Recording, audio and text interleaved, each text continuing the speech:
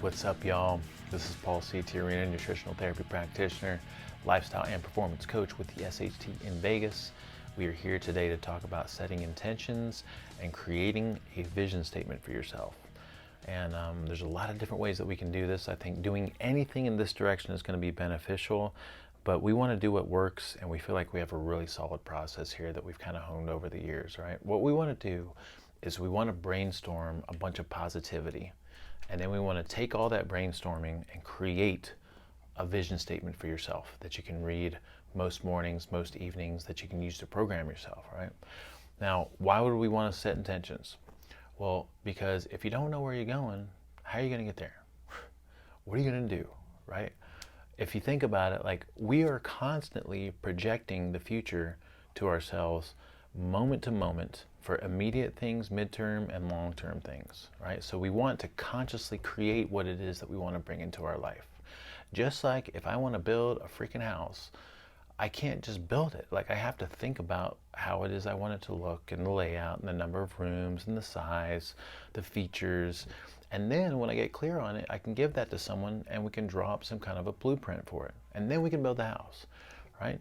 So anything that I want to bring into my life, I need to think about it first. Otherwise, I'm just letting life happen to me.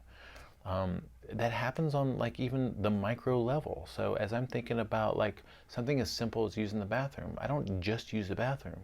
I have a thought about having to use the bathroom, and then I walk towards the bathroom, and then I use the bathroom, right? So this happens at the micro and the macro level, or the short-term, midterm, and long-term levels. I need to be seeing what it is that I want to bring in my life so that I can move towards what it is that I want. As I think about things, I activate the possibility for that thing to happen. But if I don't think about it, the chances of that thing happening are going to be slim to none, right? So the more that I think about something, the more I strengthen the possibility for that thing to happen in my life, because the more I think about it, the more clear I get on it, the more clear my path becomes, the more clear my next action steps become. But if I don't think about it, the chances of me figuring all that stuff out are just not going to happen, right? So what's great about this human mind is we have this potential to create and imagine things out of nowhere. And then as I create and imagine it, the possibility now exists, right? And then the more that I think about it, the more I move towards it, the more I strengthen it, which means that I can actually choose what my thoughts are. If I can catch myself thinking about the wrong thing, or moving in the wrong direction, or being self-defeating or negative with myself, as soon as I notice that, I can turn to these positive statements that I'm making and continue to program myself with the right information, right? So it's like your mind and your non-conscious mind, or your higher self, or your spirit, or whatever you want to call that, is like this supercomputer that you're constantly feeding search criteria to. So as you talk to yourself, as you visualize things, whether they're positive or negative, you're telling yourself what to look for in your environment to support that. You're convincing yourself of that thing that you keep seeing on a regular basis, right? So it's like, if I could use an analogy of a computer, as I work on a computer, my open application is my thinking mind, like my word processing document. But then for that document to be open and working, there's an operating system working behind the scenes in the background that's super powerful, that's supporting that open application. So that's like the conscious mind being the application, the non-conscious mind being that supercomputer in the background. And what I want to do is feed that non-conscious mind with as much positivity, positive self-talk, and envisioning as I possibly can, because then that's going to support an open application that is the thing that I want to bring into my life, right? So you don't have to know how to get there. You just have to know what it is that you want, right? This is what we call the principle of least effort. All right, so a lot of times as we're starting to think about things we want to bring into our life, we get kind of caught up in trying to figure out how to get there, and then that can be a little bit self-defeating, right? So if I have this big grand vision of the results I want to achieve, or where I want to go, or who I want to be, sometimes I might think to myself, well, how the hell am I going to get there? Like, I don't even know what to do. And the likelihood of me actually achieving that is impossible. Well, that's conscious mind thinking. What we want to understand is there's no way for me to know how to get there. I just have to know what it is that I think I want. And the more that I think about it, the more my action steps give me more info, the more my path starts to open up, and the more clear everything gets. I think about where I'm at in my life right now with the SHT, with my fitness, with my health. There's no way that I could have known the path that I would have taken to get here. But what I did know every step of the way is what it is that I thought I wanted in the moment. And again, that may have changed as time went on. You know, I have this goal, vision, what I'm seeing on a regular basis. As I get information in, I change course just a little bit. I get more clear on what I want. I've been open and flexible as I'm moving towards that, but I never knew exactly how to get there. That's part of the creative process. That's part of the adventure and the excitement is not really knowing the path, but thinking about what it is that you think you want and getting really clear on that, all right? So another thing to understand is that we don't do very well if we keep focusing on the wrong things. And inadvertently, I think a lot of us have negative self-talk, but we think that it's positive because it's the opposite of the thing that we don't want, right? So as an example, if I'm unhappy with my body weight, I may say to myself as what I think is a positive statement, like, I don't want to be overweight. That's one of my goals. I don't want to be overweight. The problem is that the focus is still overweight. And what I want to do is try to figure out, how can I word this in a way that moves me towards the thing that I want versus away from the thing that I don't want, right? So there's a big difference in wording something as I don't want to be overweight versus I want to be fit, healthy, and lean. I mean, that feels different right there when I say it, right? There's a difference between me saying I don't want to be lonely the rest of my life. I don't want to be alone the rest of my life versus I want to be in a mutually beneficial relationship that's trusting and committed and open and honest, or something like that, right? So that feels great. That feels positive and open versus I don't want to be lonely, right? Or I don't want to be broke, or I'm tired of being broke, right? Feels very different from I want financial independence. I want financial freedom. I want consistent cash flow so that I can create more of the things that I want and help other people. Something along those lines, right? That just feels a little bit different, more positive. All right, so wording things towards what you want is very important. And then finally, as we're wording our statements, we want to ideally state them in the present tense, right? As if they are now. Because if I don't, then to my unconscious or non-conscious mind, I may inadvertently be putting myself in a perpetual state of always will be or someday will be, right? So as I'm thinking, if I take something very simple, like if I'm trying to work on my back squat in the gym, as I think about my back squat, I'm thinking about performing it in the present moment. I'm seeing it, I'm feeling it, I'm there, right? So that's how the mind works. It works really well present tense. It doesn't work like one day. It almost doesn't even interpret like one day. It's like you're seeing it in your mind, which to your mind is happening right now. So as I word things on paper, because I'm going to be reading this to myself and seeing this in my mind, I want to word them in a way that states them in the present tense. All right, so will be one day, again, it's not as optimal as I am, and this is. All right, we just want to be, it's a very subtle difference, but it's very powerful. All right, so there's several different ways that we can brainstorm positive statements for ourselves to ultimately create this vision statement. And the first thing we want to do is use what's wrong to focus on what's right. So a while ago we just mentioned, like inadvertently we probably talk to ourselves really negatively a lot. And what's fine about that is we can use that to our advantage, because we can acknowledge the things that we're not happy with and then negate that or program ourselves for the opposite of that, right? So for example, one of your exercises has to be writing down the things that you're not happy about right now, writing down the things that you want to see change, right? This is the only time that we'd say it's okay to acknowledge what's wrong. All right, so let's say that I'm not happy with my body composition. I'm not happy with my weight, right? So we don't want to stay there, right? Because that's focused on the wrong thing, but we can use that to now flip it into the positive aspect of it. So if I write down, I'm not happy with my weight or my body composition, then I can ask myself, what is it that I want instead? What is it that I really want? And as I ask that question, first of all, asking that question is magical because it's open, right? It's freeing. It's forcing me to look for the positive aspect of what it is I'm looking for.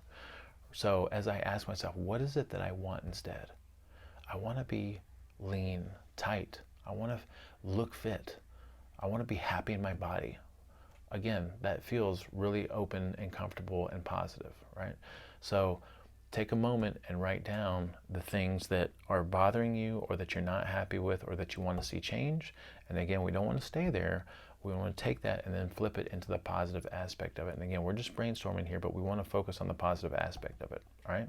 So that's one of your homework assignments, and that's on this little sheet that we should have attached to whatever it is that you're watching this through, or email or video or something.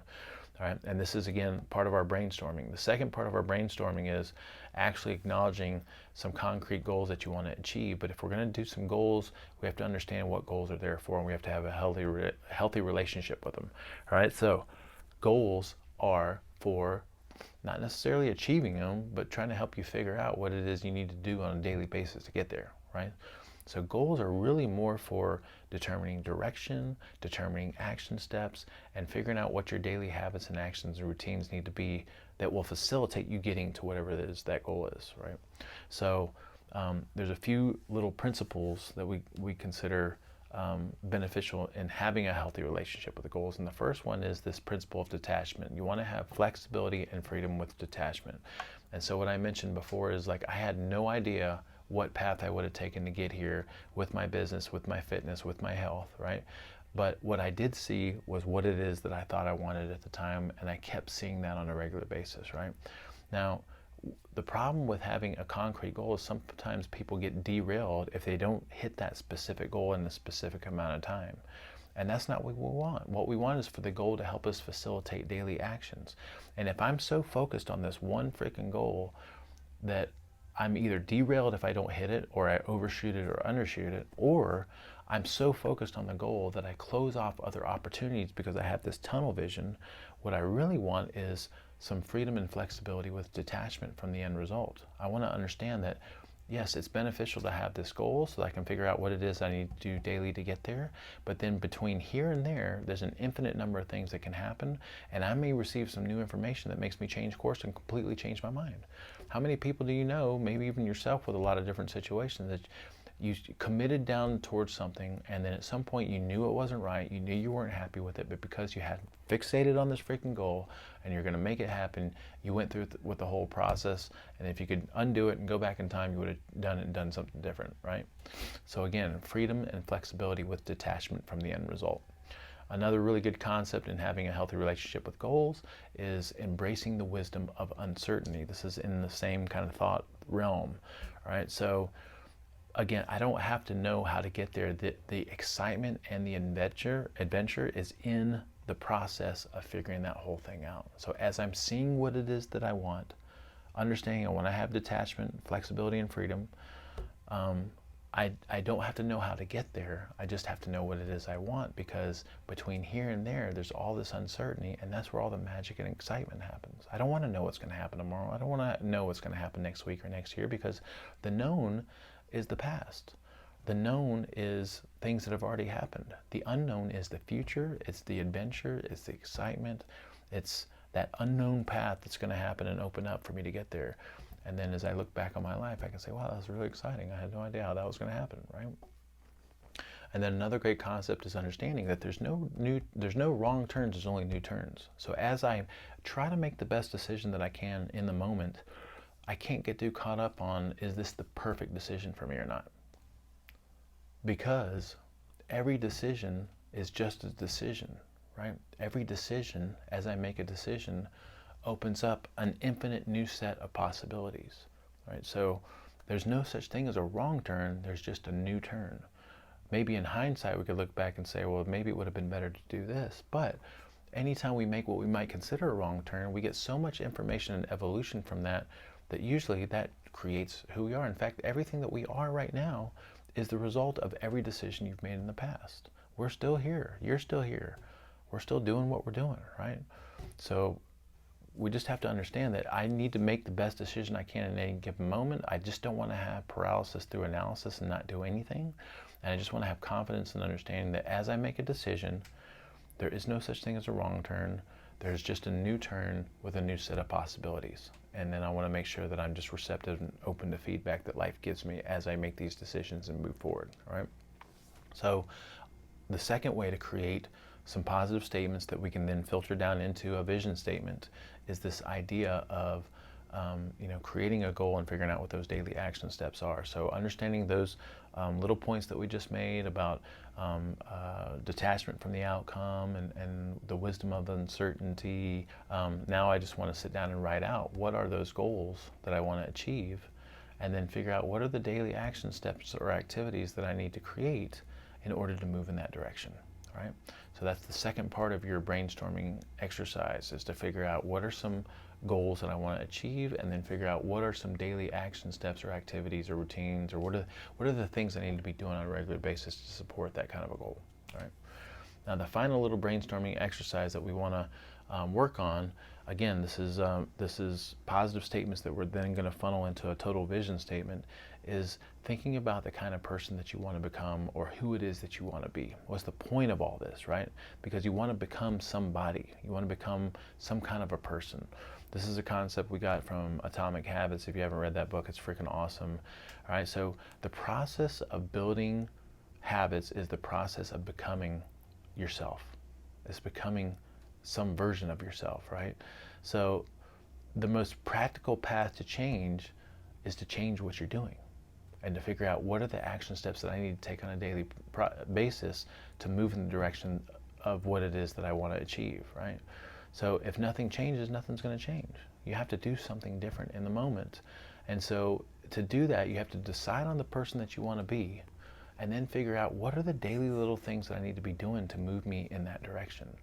All right? So what is it that you want to stand for? Who is it that you want to be? What kind of person do you want to be?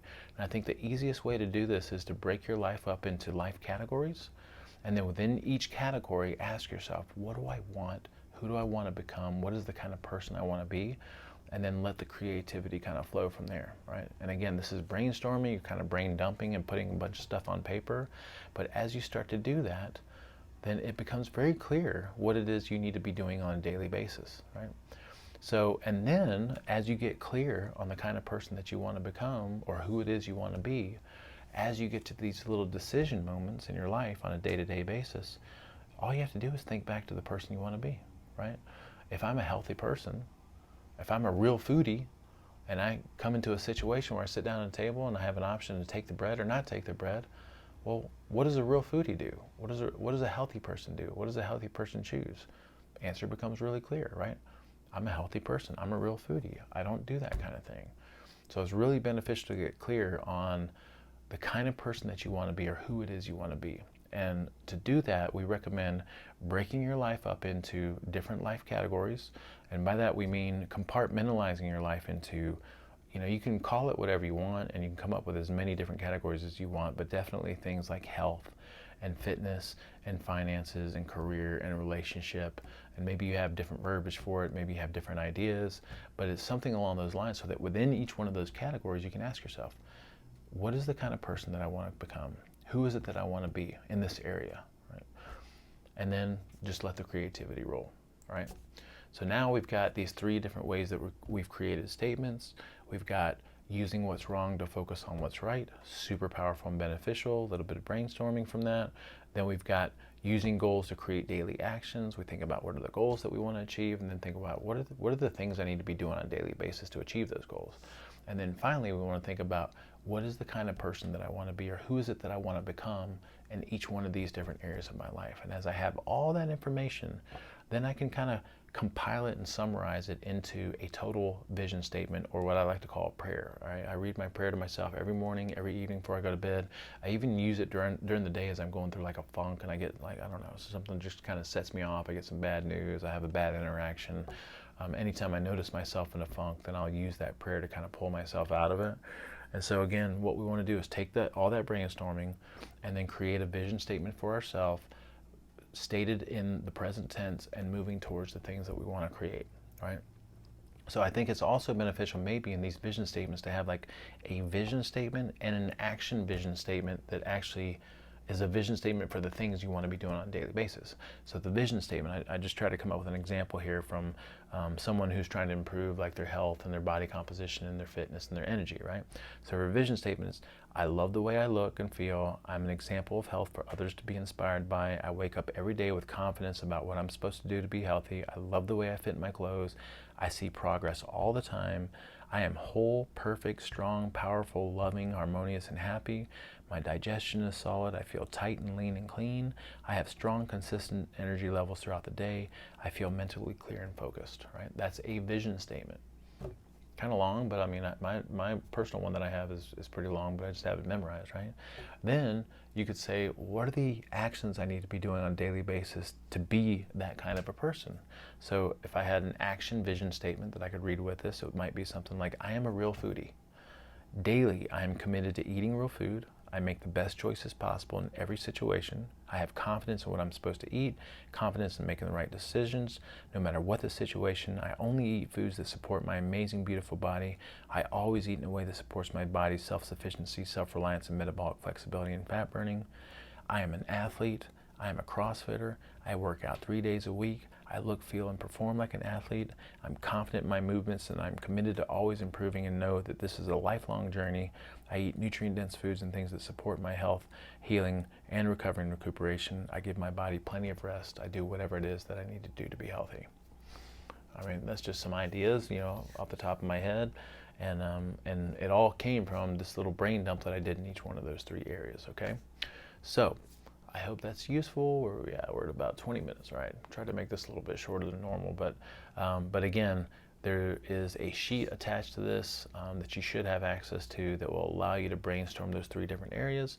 And then as you brain dump in those 3 areas, you can take that info and put it into a total vision statement for yourself. And then your homework is going to be, you got to read that thing to yourself every day. You got to read it to yourself every morning. You got to read it to yourself every evening, multiple times throughout the day if you can. Maybe laminate it, maybe put it on your phone, and just understand that as you're doing that, the more you think about it, the more you strengthen it. The more you're activating that possibility and bringing it towards you. The more you think about it, the more you're looking for evidence of that in your environment to support you at an unconscious, non-conscious level. All right? Thank you guys so much for listening.